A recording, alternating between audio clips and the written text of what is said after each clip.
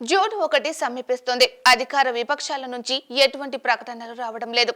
ప్రభుత్వం సైతం స్పందించడం లేదు. దీంతో 60 లక్షల మంది పింఛన్ లబ్ధిదారులు ఆశగా ఎదురుచూస్తున్నారు. ఏప్రిల్, మే నెలలో జరిగిన రగడ అంతా ఇంతా కాదు. మార్చిలో ఎన్నికల నోటిఫికేషన్ వెల్లడైంది. అయితే ఎన్నికల దృష్ట్యా వాలంటీర్ల సేవలను పక్కన పెట్టాలని ఈసీ డిసైడ్ అయింది. దీంతో ఇంటింటా పింఛన్ల పంపిణీ ప్రక్రియ నిలిచిపోయింది. ఏప్రిల్ మొదటి వారం వరకు సచివాలయాల వద్ద పింఛన్ల పంపిణీ జరిగింది. మే నెల విషయానికి వచ్చేసరికి కొంచెం ఇబ్బందికర పరిణామం ఎదురైంది. ప్రభుత్వ శాఖలకు చెందిన సిబ్బంది తక్కువగా ఉండటంతో ఇంటింటా పింఛన్ల పంపిణీ చేయలేమని ప్రభుత్వం తేల్చి చెప్పింది.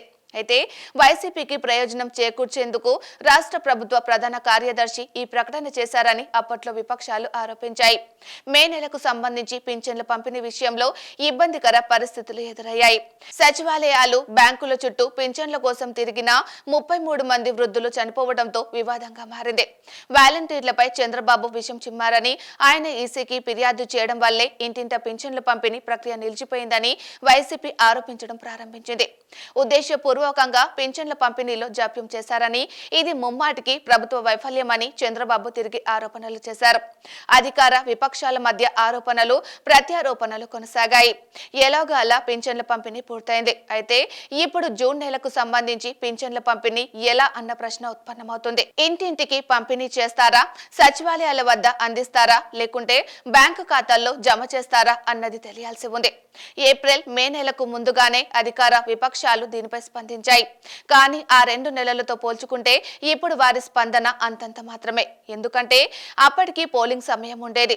ఇప్పుడు పోలింగ్ పూర్తయింది. అందుకే పింఛన్ల పంపిణీ కోసం ఎవరు పట్టించుకోవడం లేదన్న టాక్ నడుస్తుంది. 60 లక్షల మంది పింఛన్ లబ్ధిదారులు ప్రభుత్వ ప్రకటన కోసం ఎదురు చూస్తున్నారు. కానీ సిఎస్ జవహర్ రెడ్డి ఎటువంటి ప్రకటన చేయలేదు. పోనీ వాలంటీర్లను వీధుల్లోకి తీసుకొని పంపించే పరిస్థితి కూడా కనిపించడం లేదు. సచివాలయాల ద్వారా అందిస్తారు అంటే అది కుదరని పనిగా ప్రభుత్వం చెబుతుంది. మొత్తానికైతే మరో 3 రోజుల వ్యవధి మాత్రమే ఉంది. పింఛన్ల పంపిణీపై ప్రభుత్వం నుంచి ఎటువంటి ప్రకటన వస్తుందో చూడాలి.